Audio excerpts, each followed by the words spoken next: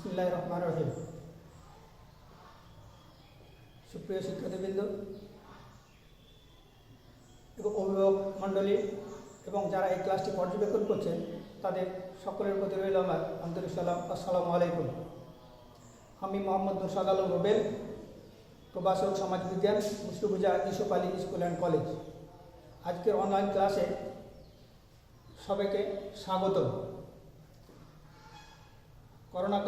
করোনাকালীন সময়ে আজকে আমার সমাজবিজ্ঞান প্রথম পত্রের প্রথম ক্লাস। আজকে আমি যে বিষয়টি নিয়ে আলোচনা করব তা হচ্ছে সমাজবিজ্ঞান প্রথম পত্রের প্রথম অধ্যায় সমাজবিজ্ঞানের উৎপত্তি এবং বিকাশ সম্পর্কে। আমরা প্রথমেই জানব যে সমাজবিজ্ঞানের পরিচিতি কী বা সমাজবিজ্ঞান কাকে বলে সে সম্পর্কে আমরা এখন আলোচনা করব। সুপ্রিয় শিক্ষার্থীবৃন্দ, তোমরা একটু বোর্ডের দিকে লক্ষ্য করো। সমাজবিজ্ঞান পরিচিতি। সমাজবিজ্ঞান কি?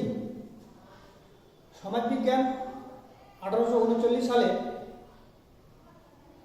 ফরাসি সমাজবিজ্ঞানের অগস্টপথের হাত ধরে যাত্রা শুরু করে। সমাজবিজ্ঞান একটা অন্যান্য সামাজিক বিজ্ঞানের থেকে সমাজবিজ্ঞান একটা নবীনতর বিজ্ঞান। সমাজবিজ্ঞানের ইংরেজি প্রতিশব্দ হচ্ছে সোশিওলজি, যা ল্যাটিন এবং গ্রিক ভাষার ল্যাটিন এবং গ্রিক দুটি ভাষার সমন্বয়ে গঠিত একটা সংকট জাতীয় শব্দ, যার প্রথম অংশ এসেছে ল্যাটিন শব্দ সোশিয়াস থেকে, যার অর্থ হচ্ছে সমাজ, এবং দ্বিতীয় অংশ এসেছে লোগোস, যার অর্থ হচ্ছে গ্রিক শব্দ থেকে এসেছে, যার অর্থ হচ্ছে বিজ্ঞান। সুতরাং শাব্দিক অর্থে আমরা এরকমভাবে বলতে পারি যে সমাজ বিজ্ঞান হচ্ছে সমাজের বিজ্ঞান ভিত্তিক অধ্যয়ন। আবার আমরা উৎপত্তিগতভাবে যদি বলতে যাই সমাজ বিজ্ঞান কি, তাহলে আমরা দেখতে পাবো বা বলতে পারবো এরকমভাবে যে সমাজ বিজ্ঞান হচ্ছে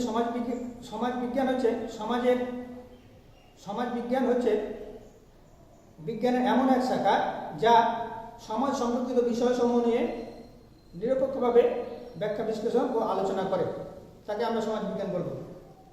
সমাজ বিজ্ঞানের আসলে একক কোনো সংজ্ঞা নির্ধারণ করা সম্ভব হয়নি।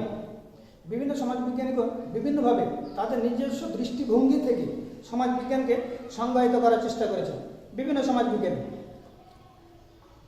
এখানে বিশিষ্ট আমেরিকান সমাজবিজ্ঞানী রবার্ট এম ম্যাকাভার এবং চার্লস পেজ সমাজবিজ্ঞানের সংজ্ঞা দিতে গিয়ে বলেন, সমাজবিজ্ঞান একমাত্র বিজ্ঞান যা সমাজ এবং সামাজিক সম্পর্ক বিষয়ে অধ্যয়ন করে। সমাজবিজ্ঞানই একমাত্র বিজ্ঞান যা সমাজ এবং সামাজিক সম্পর্ক বিষয়ে অধ্যয়ন করে। এটা হচ্ছে ম্যাকাভার এবং পেজের অভিমত। এখানে সামাজিক সম্পর্ক এবং সমাজ সম্পর্কে আলোকপাত করা হয়েছে বেশি করে। তারপরে সমাজবিজ্ঞানে জন এফ কিউবারের মতে মানব সম্পর্কের বৈজ্ঞানিক জ্ঞানকে সমাজবিজ্ঞান বলা হয়। জন এফ কিউবারের মতে মানব সম্পর্কে বৈজ্ঞানিক জ্ঞানই হচ্ছে সমাজবিজ্ঞান। এখানে একজন মানুষ সম্পর্কে যাবতীয় বিষয়ে বৈজ্ঞানিক জ্ঞান উপস্থাপন করাটাই হচ্ছে সমাজবিজ্ঞান বলে অভিহিত করেছেন এখানে জন এফ কিউবার। আবার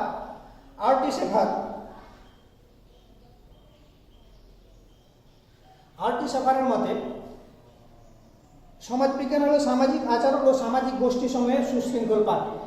আরটি শেফারের সংজ্ঞাটাও ঠিক ওই জন এফ কিউবারের মতোই। এখানে আরটি শেফার বলেন যে সমাজবিজ্ঞান হলো সামাজিক আচরণ ও সামাজিক গোষ্ঠী সমূহের সুশৃঙ্খল পাঠ।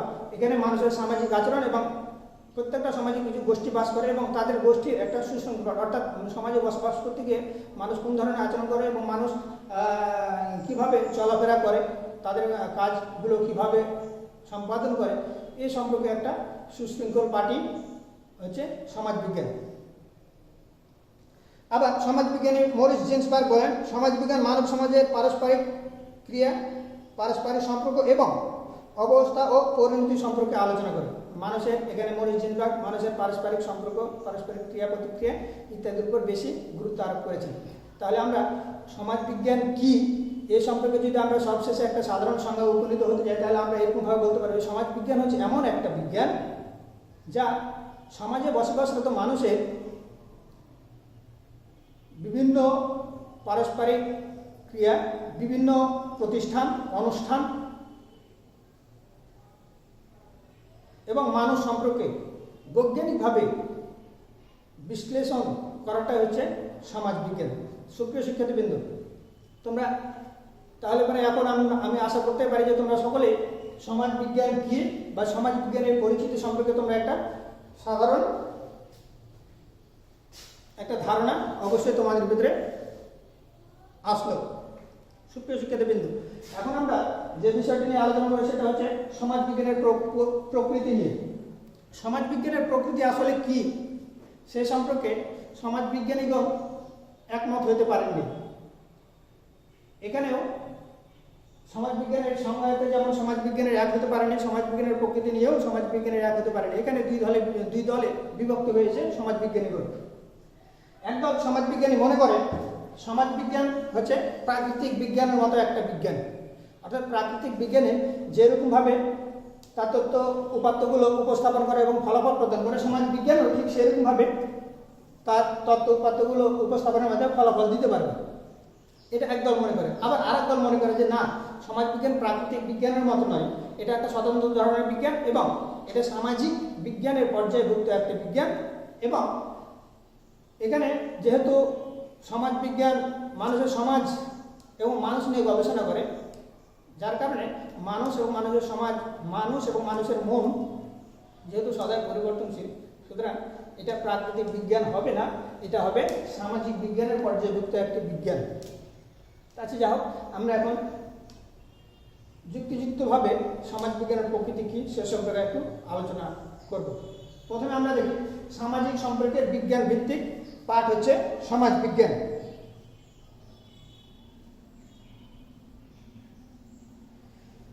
সামাজিক সম্পর্কের বিজ্ঞান ভিত্তিক পাঠ কিভাবে সামাজিক সম্পর্কের বিজ্ঞান ভিত্তিক পাঠ হলো সমাজবিজ্ঞান, আমরা একটু দেখি।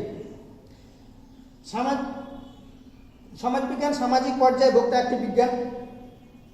সামাজিক মানুষের আচার আচরণ, আদর্শ, মূল্যবোধ, কার্যবলী, রীতিনীতি ইত্যাদি সম্পর্কে সমাজবিজ্ঞান আলোচনা করে এবং যার কারণে এই মানুষের রীতিনীতি, আচার আচরণ, কার্যবলী সম্পর্কে বিজ্ঞানসম্মতভাবে আলোচনা করে, যার কারণে সমাজবিজ্ঞানকে আমরা সামাজিক সম্পর্কের বিজ্ঞান ভিত্তিক পাঠ বলবো। এটা হচ্ছে সমাজবিজ্ঞানের একটা প্রকৃতি বা ধরন। তারপরে সমাজ সম্পর্কিত পাঠ। সমাজবিজ্ঞান একটি সমাজ সম্পর্কিত পাঠ। আমরা যদি দেখতে পাই সামাজিক বিজ্ঞানের আর অন্যান্য শাখা যেমন রাষ্ট্রবিজ্ঞান, অর্থনীতি, সমাজ কল্যাণ, মনোবিজ্ঞান, এইসব সামাজিক বিজ্ঞান সমূহগুলো প্রত্যেকটা সমাজের এক একটা নির্দিষ্ট দিক নিয়ে আলোচনা করে। যেমন অর্থনীতি মানুষের অর্থনৈতিক কার্যকরী নিয়ে আলোচনা করে। রাষ্ট্রবিজ্ঞান রাষ্ট্রের নাগরিক হিসেবে একজন মানুষের কী কী দায়িত্ব এবং কর্তব্য থাকে সেই বিষয়গুলো নিয়ে আলোচনা করে। সমাজ কল্যাণ মানুষের কল্যাণমূলক বিষয় নিয়ে আলোচনা করে। মনোবিজ্ঞান মানুষের মন মানসিকতা, ব্যক্তিত্ব বিকাশ, এইসব বিষয় নিয়ে আলোচনা করে। কোনোটা কিন্তু সমাজের পূর্ণাঙ্গ বিকাশ নিয়ে পূর্ণাঙ্গ সমাজ সম্পর্কিত পাঠ দাবি করতে পারে না। সেক্ষেত্রে সমাজবিজ্ঞান সমাজ সম্পর্কিত পূর্ণাঙ্গ পাঠ, অর্থাৎ যতগুলো বিষয় আছে সমাজে সবগুলো বিষয় নিয়ে সমাজবিজ্ঞান আলোচনা করে, যার কারণে সমাজবিজ্ঞানকে সমাজ সম্পর্কিত পূর্ণাঙ্গ পাঠ আমরা বলতে পারি। তারপরে 3 নম্বরে সমাজবিজ্ঞান সমাজ কাঠামোর অধ্যয়ন। সমাজবিজ্ঞান সমাজ কাঠামোর অধ্যয়ন। আমরা জানি সমাজবিজ্ঞানের কেন্দ্রীয় প্রত্যয় হচ্ছে সমাজ কাঠামো এবং সমাজ কাঠামোর মূল ভিত্তি গড়ে ওঠে কিন্তু মানুষের সম্পর্কের উপর ভিত্তি করে। আমরা সমাজে বসবাস করতে গিয়ে বিভিন্ন ধরনের প্রতিষ্ঠানের সংস্পর্শে আসি। রাজনৈতিক প্রতিষ্ঠান, অর্থনৈতিক প্রতিষ্ঠান, ধর্মীয় প্রতিষ্ঠান, সাংস্কৃতিক প্রতিষ্ঠান। এই প্রতিষ্ঠানগুলো কিন্তু মানুষ তাদের নিজেদের প্রয়োজনে গড়ে তুলেছে এবং সমাজের স্বার্থে কিন্তু এই প্রতিষ্ঠানগুলো গড়ে উঠেছে। আর এই প্রতিষ্ঠানগুলোর উপর ভিত্তি করে কিন্তু এক একটা সমাজগুলো গড়ে উঠেছে। এই প্রতিষ্ঠানগুলো না থাকলে কিন্তু সমাজ আসলে সুষ্ঠুভাবে পরিচালিত হতে পারবে না। আর সমাজবিজ্ঞান এই বিভিন্ন ধরনের অনুষ্ঠান প্রতিষ্ঠান নিয়ে আলোচনা করে। আর এই অনুষ্ঠান প্রতিষ্ঠানগুলো যেহেতু সমাজের কাঠামো, সুতরাং আমরা বলতে পারি যে সমাজবিজ্ঞান সমাজ কাঠামোর অধ্যয়ন, প্রাকৃতিক বিজ্ঞান নয়। সমাজবিজ্ঞান আসলে প্রাকৃতিক বিজ্ঞান নয়, এটা সামাজিক বিজ্ঞানের পর্যায়ভুক্ত একটি বিজ্ঞান। প্রাকৃতিক বিজ্ঞান যেমন রসায়নশাস্ত্র, অঙ্কশাস্ত্র, গণিতশাস্ত্র, এই বিষয়গুলো প্রাকৃতিক বিষয়সমূহ নিয়ে বৈজ্ঞানিকভাবে ব্যাখ্যা বিশ্লেষণ করে যে সূত্র প্রদান করে সেটা সবসময় একই ধরনের ফলাফল, তুমি পৃথিবীর যে জায়গায় যাও না কেন একই ধরনের ফলাফল প্রদান করবে। কিন্তু সমাজ বিজ্ঞান যেহেতু সমাজ এবং মানুষ নিয়ে গবেষণা করে, আর মানুষ এবং সমাজ সর্বদাই পরিবর্তনশীল, যার কারণে সমাজ বিজ্ঞান সবসময় সঠিকভাবে একই ধরনের ফলাফল সব জায়গায় দিতে পারবে না। যেমন দারিদ্রতার কারণ কি? দারিদ্রতার কারণ সম্পর্কে যদি আমি সমাজ বিজ্ঞানে গবেষণা করতে যাই তাহলে দেখা যাবে দারিদ্রতার কারণ বাংলাদেশে যে কারণে দারিদ্রতার কারণ ঘটে বা দারিদ্রতার কী বলে যে স্বরূপ নির্ধারণ করতে যায়, তাহলে পারে বাংলাদেশের সঙ্গে আমেরিকা বা ইউরোপের অন্য কোনো কান্ট্রির দারিদ্রতার ধরন কিন্তু মিলবে না, দারিদ্রতার ধরনের অবশ্যই পার্থক্য হয়ে যাবে। কিন্তু প্রাকৃতিক বিজ্ঞানে সবসময় একই ধরনের ফলাফল সব জায়গায় দিবে, সব দেশেই দিবে, যে কোনো পরিবেশে দেবে, যার কারণে আমরা সমাজ বিজ্ঞানের প্রাকৃতিক বিজ্ঞান বলবো না, এটা হচ্ছে সামাজিক বিজ্ঞানের পর্যায়ভুক্ত একটি স্বতন্ত্র ধরনের বিজ্ঞান, প্রাকৃতিক বিজ্ঞান নয়। তারপর আমরা দেখি তাত্ত্বিক বিজ্ঞান। সমাজ বিজ্ঞান হচ্ছে একটি তাত্ত্বিক বিজ্ঞান, যেমন পদার্থ, রসায়ন বা গণিত শাস্ত্রের মতো সমাজ বিজ্ঞানকেও তাত্ত্বিক বিজ্ঞান হিসেবে গড়ে তোলার চেষ্টা করা হয়েছে। এটা কম্পিউটার বা স্থাপত্য বিদ্যার মতো ব্যবহারিক বিজ্ঞান নয়। সমাজ বিজ্ঞান তার পুরনো তত্ত্বগুলোকে সংশোধন বা পরিমার্জন করে এবং নতুন তত্ত্বের অবতারণা করার মাধ্যমে সমাজ বিজ্ঞান সমাজকে গবেষণা করে। সমাজ বিজ্ঞানের মূল লক্ষ্য হলো তত্ত্ব সৃষ্টি করে সমাজের মানুষের জ্ঞান বৃদ্ধি করা বা জ্ঞানের বৃদ্ধি ঘটানোটা হচ্ছে সমাজ বিজ্ঞানের মূল লক্ষ্য। এটা ব্যবহারিক বিষয় অতটা গুরুত্ব পায় না। তারপরে সর্বজনীন সমাজ পাঠ। সমাজ বিজ্ঞান